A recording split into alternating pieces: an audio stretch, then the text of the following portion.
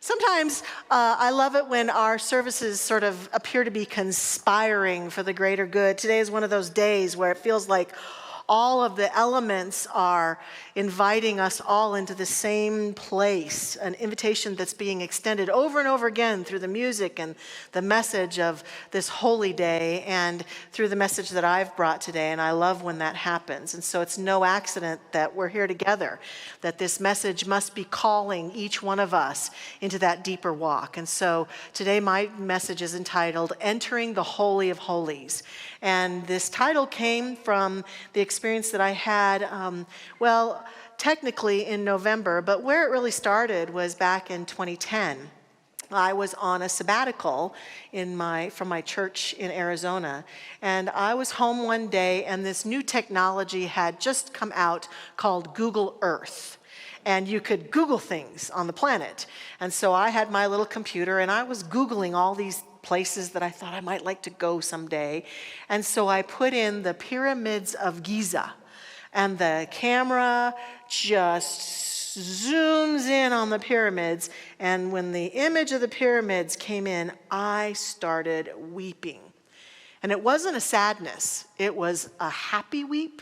It almost seemed to come with the words home.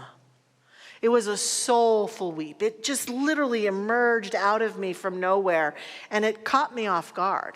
And I remember thinking, what is this about? And as I told the story to people around me over the years, some people said, well, maybe it's a past life connection. Maybe you had another life there. And I was like, well, I don't know. Some people believe in past lives, some don't. I guess that's possible. And then people would say, well, maybe it's because the place is just so ancient. It's been around for so long, and the pyramids have clearly been there for thousands upon thousands of years. And I thought, well, maybe that's it too. I don't know, but I feel this connection. So Egypt ended up on the number one spot on my bucket list of places to go someday. And then last year, I heard that one of my favorite ministers, Dr. Kathy Ann Lewis from our Seattle Center, was leading a group to Egypt, which she does quite frequently, but this particular tour in November was going to be a minister's tour. And I thought, I think that might be mine to do. So I checked with my beloved husband, who the Egyptians have helped me to learn. I call him Habibi, which is the blessed one. My Habibi said yes. And my work Habibi, Josh, said yes.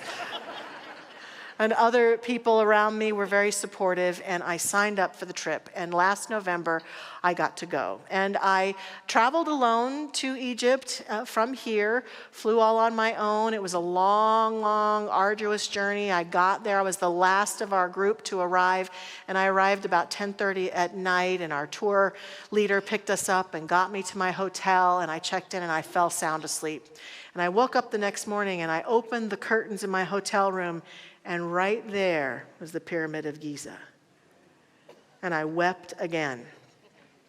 That morning, my spiritual practice was in my hotel room. I could not close my eyes. My eyes were just attuned. And ever since that day in 2010, when I think of the pyramids, I have this settling inside of me. And so I was just attuned to them. And I wanted to include music in my practice that morning. So I was playing Carl Anthony chants. And he has this one particular chant. It's called O Holy. It's called Shavaya, O Holy. And the words of it are, O Holy, guide me. I hear your voice inside me. O Holy, guide me. I hear your voice inside me. And as I looked at those pyramids, I chanted this over and over again, and something opened up inside of me. And I felt an opening in my inner sanctuary like never before, and an energy that was profoundly impactful. It felt like it radiated out of me, that it spoke to me, that it guided me, that it allowed me to move through that journey. And since then, in a deeper walk than I've ever walked before. And what our routine would look like is that we would get up and go very early in the morning to the places we were going to go to on our tour. And our first day actually going out was to the Cairo Museum, which was very heady, filled with all sorts of treasures, where we learned about Egyptology and the history and the beings that have been in Egypt, the rulers.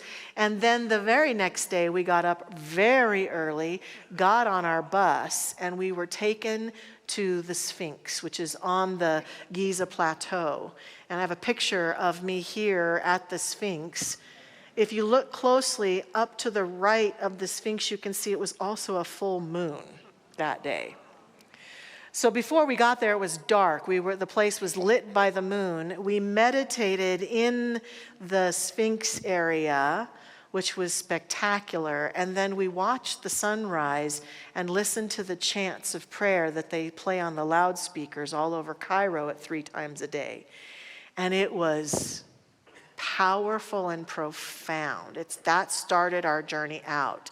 That was part of our routine. We would arrive before the public was allowed in, and we would do our meditation. Then our Egyptologist would educate us about where we were and the meaning of the places we were at, and then we would leave as the crowds were swarming in. And don't worry, that's the only picture I'm going to show. It's not going to be like, and here we went there, and then we went there. That's a whole other thing altogether. We went to many pyramids. We went to many temples. That was we didn't even go to the pyramids on this first part of the journey. We came back and went to the pyramids at the very end. But we left Cairo and went into all sorts of pyramids, and this was our routine. Early morning arrival, prayer, meditation, education as we watched the sunrise, leaving as the crowds came in. And what I noticed about these temples that we would go to, we would wander into many of the rooms after our meditation, but when we meditated, we would go into a room that is called the Holy of Holies. This room in most temples is the first one that was built. It's usually the center or the core of the temple. And it also is a room that was dedicated either to whomever the temple was dedicated to. So there would be images on the walls in hieroglyphics, sometimes statues, sometimes altars in the room dedicated to that person.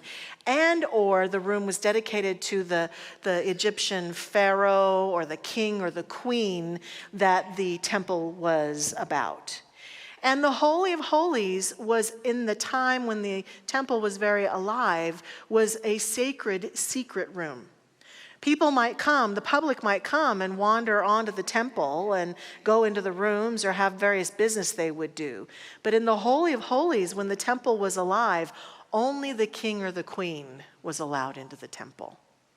And so when we would start our meditation, we would go into the Holy of Holies. And we would meditate in the temple, right there in the center. And I'm not one of those people who often feels vibrations and stuff, but these temples just felt so alive to me. I could feel the vibration in them, and when we would meditate in the Holy of Holies, it was just this spectacular experience. And I loved it. It was powerful and profound. The people of Egypt were so hospitable and so welcoming. One of my favorite things is that the men often called me queen. What better than that? I've asked Nathan, our sound tech, and Rama to call me queen, and they did for a while, but they got out of the habit. So, but thank you. What I began to wonder about as we wandered through these temples, and I felt such a rich anchoredness in them, is how I could translate what I was feeling and learning into my own deepening. And I began to see the temple as a metaphor for that inner space of the Most High within me. I began to feel a sense of, as I wandered through these temples, some of the rooms were very small and compact and almost boring. There was nothing on the walls. Others of them were small and extremely ornate. Some were big with high ceilings. Some we'd have to get on the ground and crawl under to get into, and then there'd be this big, huge space, and then we'd come back out. Some had statues in them. Some had hieroglyphics on the wall. Some did not. And they were beautiful and profound, but I began to see how the inside of me is much like this temple. There are rooms in my being that are filled as my consciousness that are small and a little bit just normal or even boring. And then there are others that are more ornate. And there are statues in my consciousness in the temple within me that have been erected to the people that I revere and the people that have caused me challenge. And I worship those statues by my reverence or my unhealed pain at times, and that the Holy of Holies represents that centered place within us, that deepened place within us that is sacred, that is mine and mine alone. And the reason that only the kings and queens were allowed to go into that room is that it was believed that only people whose vibration was a match to that high vibrational energy could actually enter the room. And I believe that you and I have a space within us that's just like that, that no matter what's happened to us, no matter what's occurred in our life, no matter how successful we've been in this area or not successful, or how we'd like to grow, or how we'd have dreams have come true, or the hurts we've experienced, there is a place within us that is our Holy of Holies. It's a place that no one has ever ventured into, nor can they. They're not allowed. It's a place that only we are allowed to go, where the highest version of ourselves, the part of us that's plugged into the universal one exists, where we go to be renewed, reawakened, where we go to receive guidance, where we can go to and experience the deepest aspects of living, the God self that we are.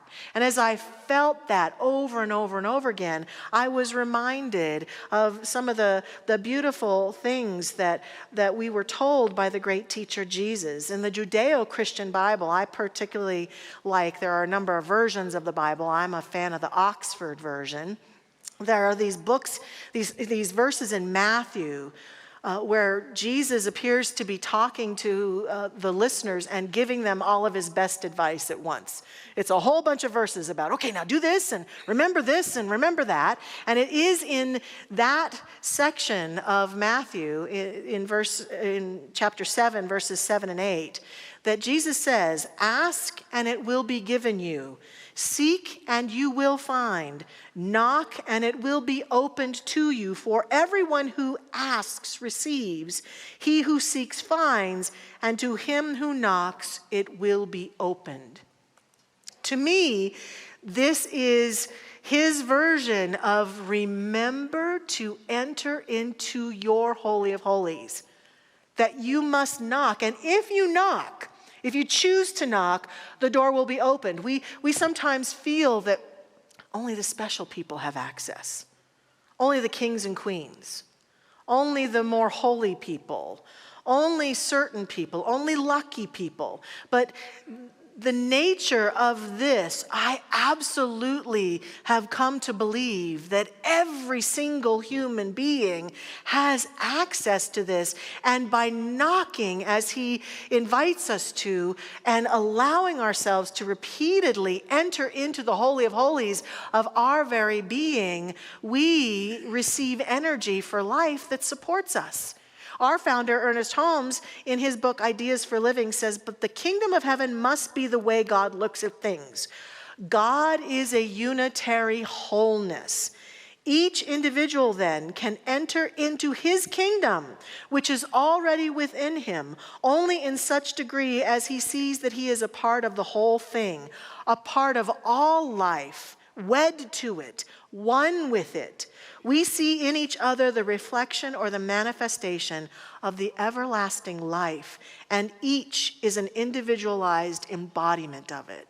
So our very teaching Every week we come here and every class we take and everything we do will always be an encouragement for us to experience that kingdom of heaven by knocking on the door of our own Holy of Holies. And what if I told you that it's only through this that any human being ever lives a truly satisfied life? If I told you that it's only through this that any human being ever truly lives a life where they feel guided, secure, connected, alive, would we make it a priority? See, part of why we suffer on this planet is we've got a whole lot of other things that we think are priorities. And what the Egyptians and the example of the temples and what Jesus and what teachers throughout creation have inspired us to do and admonished us to do is to make it a priority to enter into the Holy of Holies. And what becomes available to us, I think, are some very key things. The first one is security. We suffer so greatly on this planet by fearing for our safety. And in fact, we let that fear overrun us constantly as we watch things happen in the news, as we watch what happens on social media, as we listen to what might come down in the life of this human experience. And yes, we've all probably not been safe at times. Our physical bodies have not been safe. We've been ill, or we've had an accident, or we've had a violence perpetrated upon us, or we've been betrayed, or we've been abused in some way. So this is not to acknowledge that we aren't safe sometimes physically, but there's a difference between not being safe and not being able to heal and be strong and walk through those moments. And what happens when we've accessed this Holy of Holies and we know how to get there, even in those moments where we feel the greatest challenges to our own safety, there's a sense of security about how to be with that, how to deal with that, how to heal that, how to walk through that and remain whole even in the midst of that. That's the kind of safety I want to live in. Because I can't guarantee anyone that there won't be times we don't get sick or we don't get hurt or things happen. But what I can guarantee to those who will heed the words of this invitation is that upon experiencing this deepened sense of our Holy of Holies, that inner voice is the voice of true safety. That inner voice is the voice of true guidance. Even in death, it can be that way. The Egyptians, as many of you probably know, have very strong notions about death that still they practice often to this day. And that they allow the person who's going to die, they make way for the person to have everything that they think will make them feel more secure. So if the person likes cats, they'll be sure that they die with lots of cats around them. And they leave food in their tombs so they don't starve to death in death. And they write the story of their life, depending on how wealthy or how regal they were, on the walls of their tomb. We were in the Valley of the Kings, and we went into a tomb, and we had to walk about a half a mile because they had to put all the pictures and stories about this person, because we don't want the person to die and not get to their location and not have enough food, for God's sakes, right? And so it's a very interesting practice that made for beautiful tombs that have been unearthed over the years, but they put all their treasures in their tombs. They put gold so they'll have gold for the other side. It's kind of a beautiful thing and kind of an insecure thing too at the same time, right? And so it's about allowing ourselves to feel the security of the divine. And I would invite us to ask, what am I thinking I need to be secure versus this need I have for connection? Is it my phone? If I was buried in the Egyptian world, what would people put in my tomb because they said, I love that? Ice cream, maybe? I don't know. What would it be? Coffee? Yes, I agree. Now that's for me. Ernest Holmes wrote in Questions and Answers to the Science of Mind, the kingdom of heaven is that place within ourselves where there is universal and individual peace at all times. Peace that holds no doubt of our abiding good and wise divine protection. To enter, we must simply recognize that this kingdom exists and exactly where Jesus taught us to seek it, within ourselves. So security. The other thing we get, I think, is energy. We are often struggling to feel energized, to do the things we want to do, to live the life we want to live.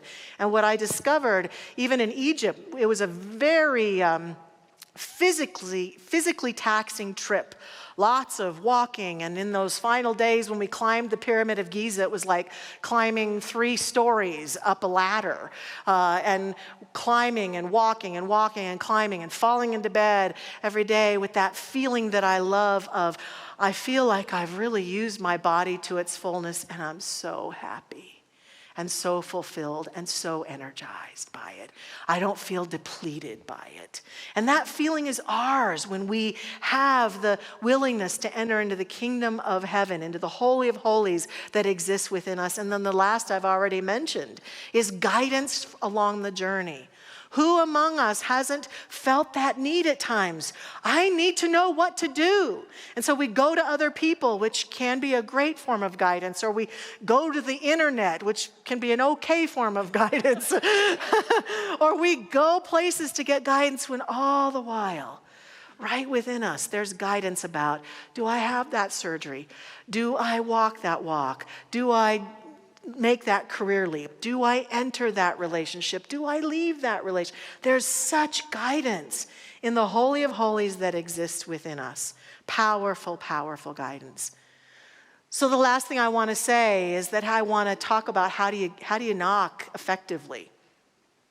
Because when I work with people in classes, what I hear a lot is people will go up and knock once and there's no answer, so they leave. Well, I don't have a Holy of Holies. I don't have a kingdom of heaven within me. Everyone else must have it. But I knocked once, and no one answered the door. For many of us, this is a habit that we have lost.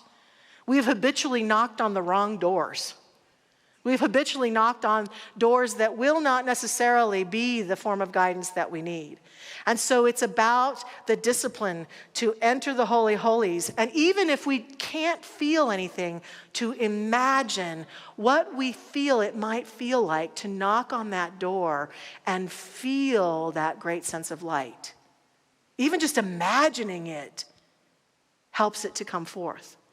Sometimes we've knocked on the door and when the door opened, there was all this unhealed negative energy or emotion, which can be very scary. Or we've knocked on the door and our monkey mind met us there. Did you remember to get the groceries? That little voice. Sometimes we've knocked on that door and a big vision for who we could be and what we could accomplish in life shows up, and we think, who, me? How sad for you if that's occurred, right? I hope it has. Because all of this is part and more of what can happen when we knock on that door. And when we do knock, the question becomes, are we willing to walk through the door knowing that we are guided, guarded, supported, and uplifted, that we have done our part? And now it's about listening like never before and following heed. I have so many stories, even on this trip in Egypt, profound stories about the way that my guidance spoke to me. And sometimes it wasn't comfortable because it guided me to do things that I thought were silly, I thought were uncomfortable. And even in that section of Matthew, one of the places that Jesus talks to people is he tells people, stop worrying so much about the stuff of the world. Stop worrying about what you're going to eat and what you're going to wear and what you're going to do. He says, even the lilies of the field are supplied. You think you can't be as supplied as they are? Does that mean that I just sit around and meditate all the time and know, well, I'm just going to sit here, God will feed me? No. It means that I do my inner work and allow myself to move through my day in a guided and profound way. Listening, hearing, in some of the most small bits of minutia. That's what Jesus was talking about in that section. Don't get caught in the minutia. You're bigger than that. You're better than that. And what is available to guide you through that is always on board, available to us. And so this is an invitation, this entire service. Are you willing to knock on the door of the Holy of Holies of your being?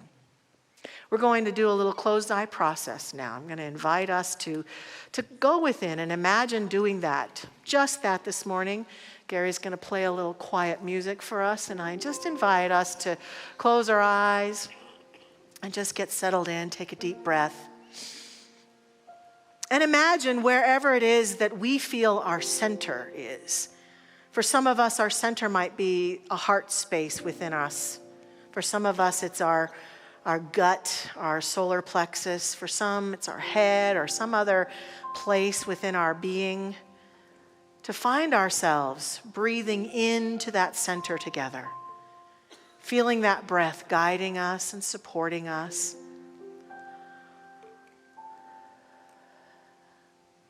And we recognize that we may have had stories or experiences that have caused us to doubt if we even have access to the kingdom of heaven or to the Holy of Holies within us.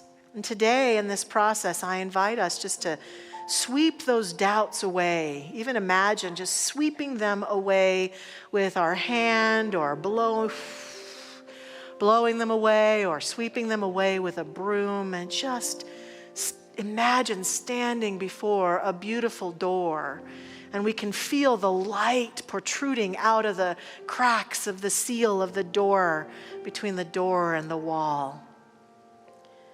And we can sense there's something big there, there's something magnificent there, there's something spectacular. And we can feel the invitation. And we knock, or we imagine ourselves knocking on that door, and it opens wide. And behind, we are bathed in the light of the divine, and we are beholding the light of our own being so beautifully and perfectly in the divine, as the divine, this perfect, unique expression of God that we are. And we step in to that Holy of Holies and just feel ourselves in this space, imagining ourselves in this space,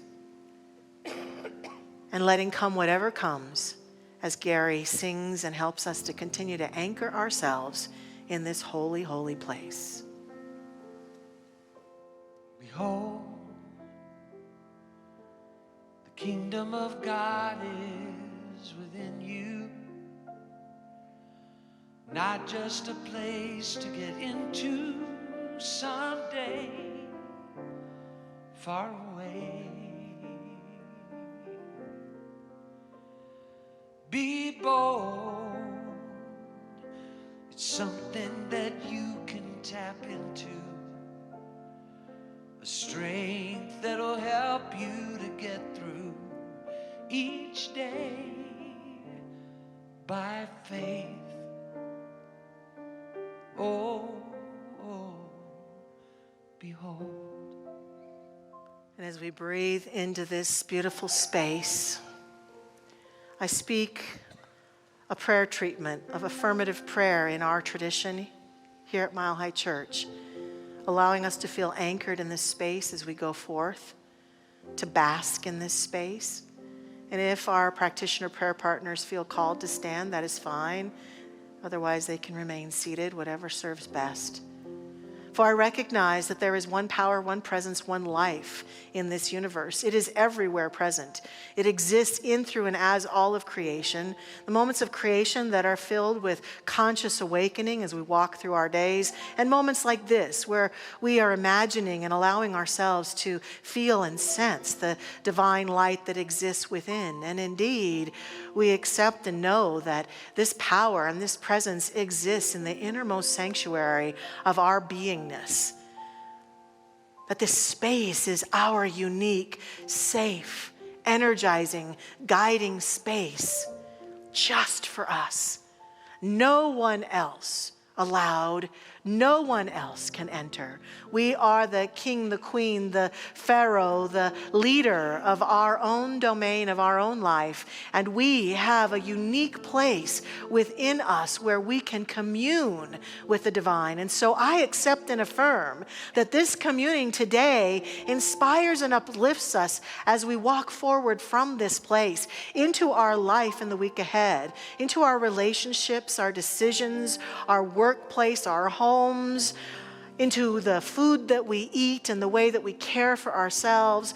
Everything we do is enriched and enlivened because we've taken these moments to experience this inner kingdom. And that we are inspired each day to return back to this place on our own, to breathe in this light, to remember and embody ourselves as this truth that we are, God in form, this presence, this light, this wholeness. And I accept and affirm that we do this with great love and ease and passion. And I give thanks because not only do we do this for ourselves, but we do this for humanity. Every time one of us enters into this kingdom of heaven and brings it forth back on earth, we are one step closer to all that we seek so fervently: peace, love, joy. And so we do this in the spirit and the energy of these truths and the truth of who we are. I release this word now into the action of that universal law that does the work. I let it be and let it go and know that it is done. And so it is. Amen.